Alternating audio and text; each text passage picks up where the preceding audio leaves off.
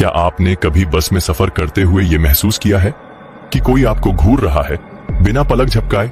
अगर रात के 10:45 दिल्ली हरियाणा बॉर्डर पर एक पुराना टूटा फूटा बस स्टॉप, संजय चौक, ठंडी हवा, चारों तरफ सन्नाटा और स्टॉप पर एक ही इंसान, माया वर्मा, 23 साल की एक आईटी कंपनी में काम करने वाली लड़की। माया की आंखों में थकान थी, हाथ में ऑफिस बैग और दिमाग में तनाव, क्योंकि आज उसकी जिंदगी के सबसे कठिन दिन का अंत था। माया पिछले 3 साल से इस कंपनी में काम कर रही थी। बॉस रोहित खन्ना ने आज फिर उसकी मेहनत पर सवाल उठाए थे।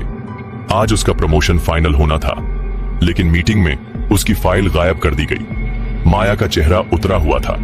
बाहर आते ही बारिश शुरू हो गई थी और उसे समझ नहीं आ रहा था कि अब घर कैसे पहुंचे।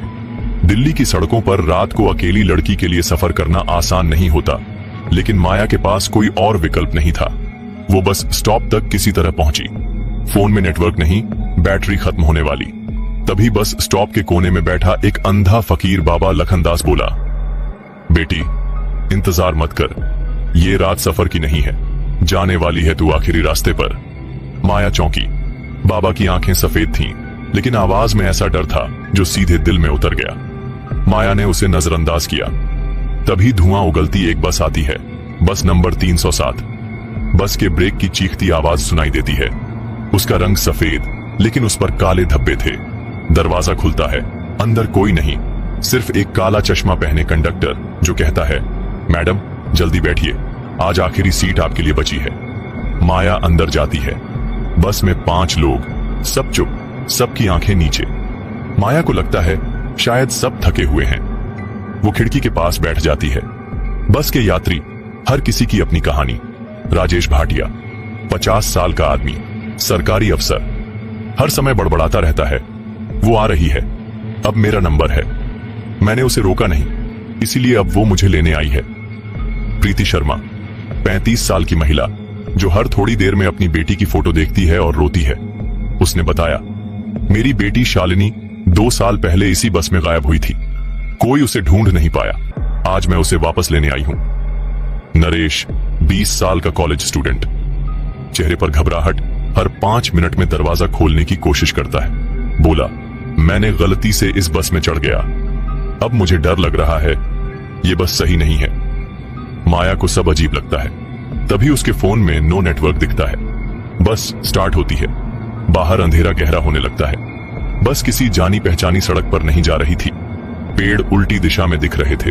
हर मोड़ पर एक पुरानी टूटी हुई बिल्डिंग और सड़क पर कोई नहीं। माया ने महसूस किया कि उसकी सांसें भारी हो रही हैं, जैसे कोई उसकी छाती पर बैठा हो। आसपास के यात्री अब धीरे धीरे अपने सिर उठाने लगे। उनके चेहरे अब धुंधले नहीं, पर सड़े हुए थे। बस में धीमे धीमे फुसफुसाहटें गूंजने लगीं। अब तेरी बारी है, तेरी जगह तय है, तेरे लिए ही ये सफर है। माया ने कंडक्टर से पूछा, भाई साहब ये बस कहां जा रही है? कंडक्टर ने धीरे से कहा, मैडम आप तो वीआईपी हैं, श्वेता जी खुद मिलने आई हैं। माया चौंकी। कौन श्वेता? कंडक्टर मुस्कुराया। उसके दांत नहीं थे, सिर्फ खून से सना मुंह। अचानक प्रीति जोर से चिल्लाई, मुझे नीचे उतार दो, मेरी बेटी मेरा इंतजार कर रही है। लेकिन दरवाजा नहीं खुला। कंडक्टर बोला, यहां से सिर्फ चढ़ा जा सकता है, उतरा नहीं जा सकता। माया कांपने लगी। पीछे सीट पर किसी के बाल दिखे। उसने शीशे में देखा, एक लड़की सफेद कपड़े में, बाल मुंह पर, और वो माया को घूर रही थी। पीछे मुड़ी, कोई नहीं, लेकिन शीशे में वो लड़की हर बार पास आ रही थी। बस के अंदर आवाजें गूंजने लगीं, हमें मुक्ति दो। वो फिर से आ गई है, श्वेता को उसका वारिस चाहिए, हम सब फंसे हैं। माया ने सीट से उठने की कोशिश की, लेकिन उसकी टांगें भारी हो गईं, जैसे किसी ने पकड़ लिया हो। उसके कानों में चीखें भर गईं, बच्चों की, महिलाओं की और उसी की खुद की, जो वह सुन नहीं सकती थी। एक सीट पर बैठी प्रीति की आंखों में डर था, लेकिन माया ने देखा कि प्रीति की जगह कोई और बैठा था, शिवानी। माया चौंकी। शिवानी, तुम यहां कैसे? लेकिन तुरंत वो चेहरा बदल गया, सड़ा हुआ, कटा हुआ चेहरा। तभी बस के डैशबोर्ड से एक आवाज गूंजी, अब शिवानी आएगी, अगली लड़की का इंतजार है, मौत दूर नहीं है। माया चीखी, शिवानी भागो, ये बस तुम्हें भी ले लेगी। शिवानी की आत्मा बस में घुलने लगी और माया ने देखा, एक सीट पर खून से लिखा था, अगली यात्री शिवानी। राजेश कांपते हुए बोला, तुम जानना चाहती हो ना श्वेता कौन है? 10 साल पहले श्वेता इसी बस में सफर कर रही थी। रात को अकेली थी। ड्राइवर और कंडक्टर ने उसे बस रोककर जबरदस्ती उतारा और जंगल में ले जाकर उसका बलात्कार कर उसे मार दिया। उसका शव बस में ही फेंक दिया गया। अगले दिन बस लापता मिली, लेकिन श्वेता की आत्मा उसी में रह गई। अब हर रात वो एक लड़की को बुलाती है, अपनी जगह लेने के लिए। उस दिन से गांव के बाहर के तांत्रिकों ने एक रिवाज शुरू किया। बस नंबर 307 के टायरों पर लाल सिंदूर लगाया जाता और उसके बोनट पर रक्त चढ़ाया जाता ताकि उसकी आत्मा शांत रहे। लेकिन हर पूर्णिमा की रात श्वेता फिर जागती है और किसी नई लड़की की तलाश करती है।